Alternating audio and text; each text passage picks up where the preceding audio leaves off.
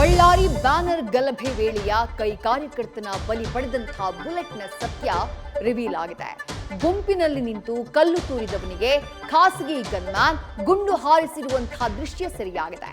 Miss fire ಆಯ್ತಾ, ಬೇಕು ಅಂತಾನೆ ಶೂಟ್ ಮಾಡಿದ್ರಾ ಅನ್ನುವ ಸಂಶಯದ ನಡುವೆ ಜನಾರ್ದನ ರೆಡ್ಡಿ ಹೊಸ ಬಾಂಬ್ ಸಿಡಿಸಿರುವುದು ಕುತೂಹಲವನ್ನ ಕೆರಳಿಸಿದೆ.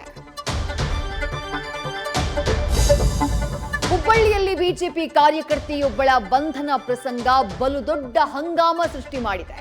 ಪೊಲೀಸರು ಬಟ್ಟೆ ಬಿಚ್ಚಿ ನಗ್ನಗೊಳಿಸಿದ್ರು, ಹಲ್ಲೆ ಮಾಡಿದ್ರು ಅನ್ನುವಂಥ ಆರೋಪ ಕೇಳಿಬಂದಿದೆ. ಘಟನೆಯ ವೇಳೆ ತೆಗೆದಂತಹ ವಿಡಿಯೋ ದೃಶ್ಯಗಳು ಅಸಲಿಯತ್ತನ್ನ ಹೇಳ್ತಾ ಇವೆಯಾದರೂ ಬಿಜೆಪಿ ಮುಖಂಡರು ಪೊಲೀಸರ ವಿರುದ್ಧ ಪ್ರತಿಭಟಿಸಿ ಆಕ್ರೋಶವನ್ನ ಹೊರಹಾಕಿದ್ದಾರೆ. ಸಿಎಂ ಸಿದ್ದರಾಮಯ್ಯ, ದೇವರಾಜ ಅರಸು ಅವರ ಆ ದಾಖಲೆ ಮುರಿತಾ ಇದ್ದ ಹಾಗೆ ಕಾಂಗ್ರೆಸ್ನಲ್ಲಿ ಬಿರುಗಾಳಿ ಬೀಸುವಂತಹ ಸುಳಿವು ಸಿಕ್ಕಿದೆ.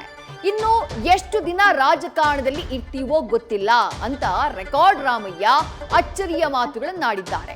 ಮತ್ತೊಂದು ಕಡೆ ಸಿಎಂ ಸ್ಥಾನದ ಮೇಲೆ ಕಣ್ಣಿಟ್ಟಿರುವಂತಹ ಕನಕಾಧಿಪತಿ ಕೇಂದ್ರವನ್ನ ಟೀಕಿಸ್ತಾ ಸಿಎಂ ಮುಂದೆ ಕೊಟ್ಟ ಮಾತಿನ ಹೇಳಿಕೆಯನ್ನ ಪುನರುಚ್ಚರಿಸಿದ್ದಾರೆ.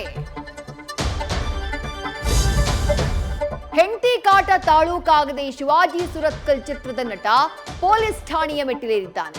ನನ್ನ ಮೇಲೆ ಅನುಮಾನ ವ್ಯಕ್ತಪಡಿಸಿ ಪತ್ನಿ ಹಲ್ಲೆ ಮಾಡಿದ್ದಾಳೆ ಅಂತ ಹೇಳಿ ನಟ ಧನುಷ್ ಅವರತ್ತುಕೊಂಡಿದ್ದಾನೆ. ದೂರು ದಾಖಲಿಸಿಕೊಂಡ ಗಿರಿನಗರ ಪೊಲೀಸರು ಗಂಡ ಹೆಂಡತಿ ಜಗಳದ ಅಸಲಿ ರಹಸ್ಯ ಪತ್ತೆಗೆ ಮುಂದಾಗಿದ್ದಾರೆ. ದ್ರವ ರೂಪದ ನಿಧಿ ಇರುವ ವೆನೆಜುವೆಲಾನ ಕಬ್ಜಾ ಮಾಡಿರುವಂತಹ ಟ್ರಂಪ್ ಕಣ್ಣು ಇದೀಗ ಗ್ರೀನ್ಲ್ಯಾಂಡ್ ಮೇಲೆ ಬಿದ್ದಿದೆ.